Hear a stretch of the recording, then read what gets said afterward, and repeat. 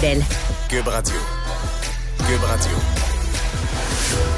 On parle ce matin de bombes hypothécaires qui s'enlignent et qui s'en viennent dans les prochains mois.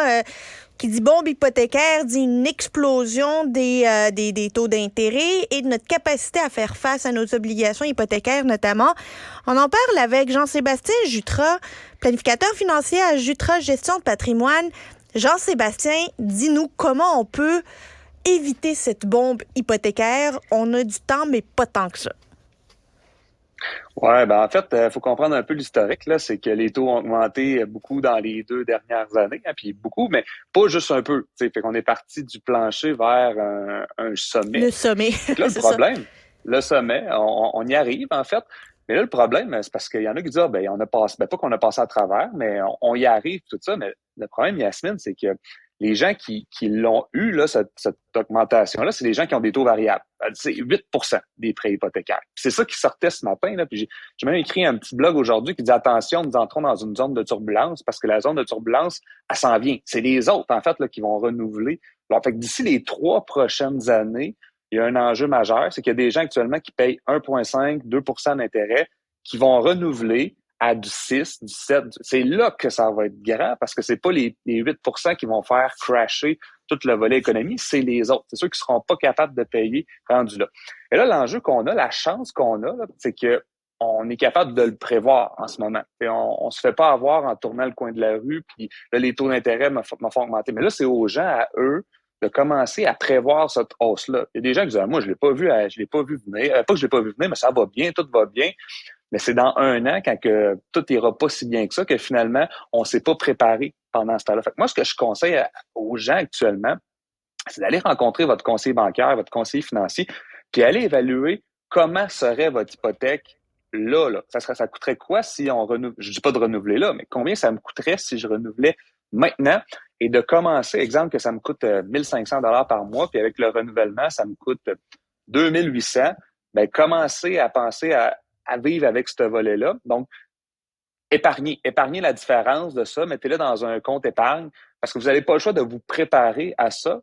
Donc, quand que je vais arriver à mon renouvellement hypothécaire, ben là, je vais pouvoir arrêter mon épargne puis continuer. Puis si jamais je suis dans le trouble, ben là, j'ai créé un petit fonds d'épargne pour me donner un coup de main là-dedans parce que sinon, il n'y a pas 100 000 solutions, en fait. Là, c'est d'éponger un peu. On espère que les taux vont descendre, mais c'est sûr que les gens qui vont renouveler dans 1 an ou 2, ils vont pas renouveler à 1,5 à moins quelque chose qu'on voit pas dans notre boule de cristal. Mais Jean-Sébastien, tu pourrais avoir. Oui. Ben en fait, l'idée que moi j'ai, puis je suis dans le même bateau que de ces 92% des propriétaires d'une résidence qui vont avoir à renouveler leur hypothèque.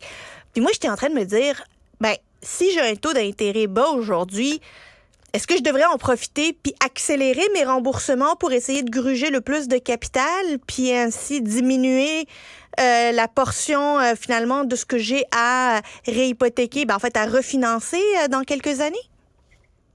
C'est une super bonne question, puis il y en a beaucoup qui ont commencé à faire ça. Ceux qui ont la capacité, je vais accélérer, ça va être moins pire quand je vais renouveler.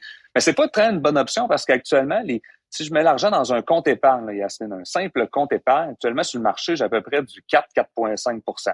Donc, si je paye mon hypothèque plus vite maintenant, tu sauves du 1,5 ou du 2 %. Tu vas sauver le taux d'intérêt que tu payes en ce moment. Donc, ça serait plus stratégique d'ouvrir un compte épargne. Le max que tu peux mettre, on le met dans le compte épargne. Puis lorsque j'arriverai à mon renouvellement hypothécaire, quand on arrive à un renouvellement, on a le droit de clairer notre hypothèque sans pénalité.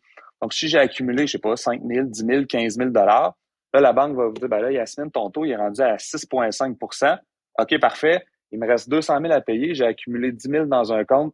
Je vais le mettre dessus. Fait qu'au moins, pendant ce temps-là, Yasmine, t'as fait du 4,5 % d'intérêt au lieu de sauver du 1,5 %. Donc, tu n'aurais pas avantage actuellement à augmenter ou à accélérer ta capacité de paiement parce que le marché va t'offrir des taux meilleurs que ça, puis des taux garantis. Là, je parle pas du marché boursier, je parle vraiment des taux garantis.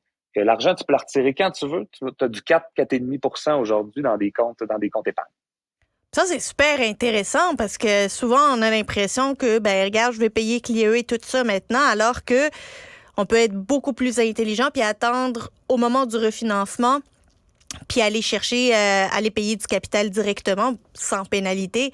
Ça, vraiment, là, c'est brillant. Au-delà de ça, qu'est-ce qu'on peut faire d'autre là pour prévenir ce choc tarifaire auquel on va devoir tous faire face dans les prochains mois, prochaines années? Ouais, la magie, malheureusement, elle n'existe pas, mais il y a quand même des petites solutions qui peuvent arriver. Ce qu'on va voir, moi, je pense, là, c'est que, disons qu'il y a des gens qui leur restent 15 ans à payer sur leur hypothèque, ben, revoir leur amortissement monter à 20 et 25 ans. Parce que c'est sûr que c'est plate, parce que dans le fond, c'est la crise de liquidité qui va nous donner ça, parce que là, mon paiement va peut-être doubler. Qu'est-ce que je peux m'aider? Ben, c'est allonger mon amortissement. C'est plate, ma maison, elle va me coûter plus cher au final, mais ça va être la seule solution. Et cette solution-là pourrait être court terme. T'sais, en fait, tant que les taux d'intérêt sont élevés, OK, j'augmente mon amortissement. Si les taux d'intérêt diminuent dans 2-3 ans, quand je vais renouveler, ben là, je pourrais essayer de refermer mon amortissement mais c'est sûr que ceux que ça va le faire plus mal, c'est ceux qui avaient signé, par exemple, des 2 ans ou des 3 ans d'hypothèque. Puis là, ils vont renouveler, puis ils pourront pas vraiment réaugmenter l'amortissement, parce que l'amortissement maximum, c'est 25 ans. Peut-être qu'on va voir des mesures, là. Je serais pas surpris de voir des mesures d'aide du gouvernement là-dessus. Peut-être augmenter la période d'amortissement maximum. Tu sais, il y a certains endroits aux États-Unis que les amortissements sont vraiment plus élevés. C'est juste que ça va amener un risque de plus dans le marché bancaire au Canada si on fait ça. Mais c'est clair qu'il va falloir être innovant parce qu'il y a des gens qui vont avoir beaucoup de difficultés dans les prochains mois, prochaines années. Tu as des très bons conseils qu'on va essayer de mettre en pratique pour essayer de prévenir cette bombe hypothécaire qui s'enligne à l'horizon. Jean-Sébastien Jutra, planificateur financier à Jutra Gestion de patrimoine. Merci beaucoup pour tes bons conseils. Merci, Yacine.